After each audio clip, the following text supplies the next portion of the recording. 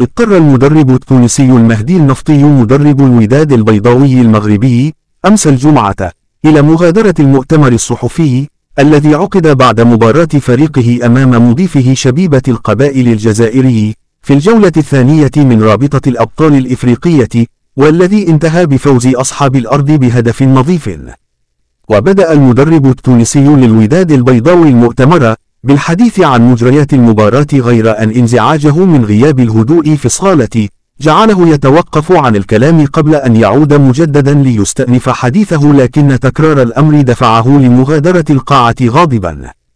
وكانت المباراة الأولى للفريق المغربي أمام فيتا كلوب الكونغولي قد تأجلت بسبب مشاركته في كأس العالم للأندية الذي نظم في بلاده، ولا يملك الوداد خليل أي نقطة في رصيده إذ يحتل المركز الأخير في مجموعته، بينما يتصدر شبيبة القبائل الترتيب برصيد 4 نقاط حيث تعادل في المباراة الأولى أمام بترو أتلتيكو لانغولي.